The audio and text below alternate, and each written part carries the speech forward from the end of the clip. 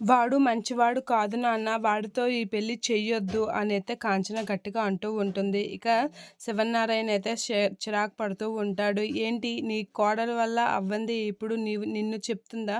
నిన్ను పంపించిందా? అని చెప్పేసి అయితే అంటూ ఉంటాడు. అది కాదు నాన్న, వాడు మంచివాడు కాదు అని అంటూ ఉంటుంది.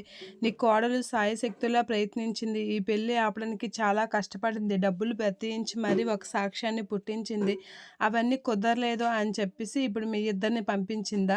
నువ్వెలా నమ్మేశావు? నీ కోడలు చెప్తే తగుదునమ్మా అని చెప్పేసి చెప్పడానికి వచ్చావు. నాకు మా ఇంట్లో శుభకార్యాన్ని ఆపడానికి మీరందరూ కంకణం కట్టుకున్నారా ఏంటా? అని శివనారాయణ అయితే కాంచన వాళ్ళతో అంటూ ఉంటాడు. ఇక కాంచన అయితే షాక్ అయ్యి అలా చూస్తూ ఉంటుంది. ఏంటి మా నాన్న ఎలా మాట్లాడుతున్నాడు అనేది అనుకుంటూ ఉంటుంది. ఇక అనసూయ వీళ్ళు మీ ఇద్దరు అందుకేనా వచ్చారు, ఈ పెళ్ళి ఆపడానికైనా అని చెప్పేసి శివనారాయణ అయితే చిరాకు పడుతూ ఉంటాడు. ఇక పారిజాతం వాళ్ళందరూ అయితే అలా చూస్తూ ఉంటారు. అది కాదు నాన్న, నేను చెప్పింది వినండి, మీరు అనుకున్నంత మంచివాడు కాదు గౌతమ్ అని చెప్పేసి అయితే అంటూ ఉంటాడు. ఆ విషయం చెప్పడానికైనా మీరు అందరూ కట్టకట్టుకొని పెళ్ళి ఆపడానికి వచ్చారు అని చెప్పేసి అయితే అంటూ ఉంటారు. ఇక సుమిత్ర వీళ్ళందరూ అయితే కాంచన వాళ్ళ మాటలు నమ్మకుండా అలా చూస్తూ ఉండిపోతూ ఉంటారు. ఇక శివనారాయణ ఆడిన మాటలకి కాంచన అయితే షాక్ అయ్యి అలా చూస్తూ ఉండిపోతూ ఉంటుంది.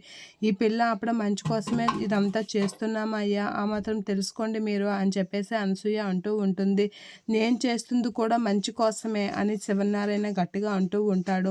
నేను చేసిన పనికి మీరు ఎక్కువగా మాట్లాడకండి, అంటే నాన్న మీ కాళ్ళు పట్టుకుంటా నాన్న, దయచేసి ఈ పెళ్ళి చేయకండి, మీకు దయ ఉంటుంది అని అయితే చాలా ప్రాధాయపడుతూ ఉంటుంది కాంచన. అలా ప్రాధాయపడుతూ ఉంటే మీరు నాకు ఏం చెప్పకండి, ఈ పెళ్ళి ఖచ్చితంగా జరిగే తీరుతుంది, ఆ గౌతంతోనే పెళ్ళి జరిగే తీరుతుంది అని అయితే శివనారాయణ గట్టిగా అంటూ ఉంటాడు. ఇక అనసూయ వీలైతే షాక్ అవుతూ ఉంటారు.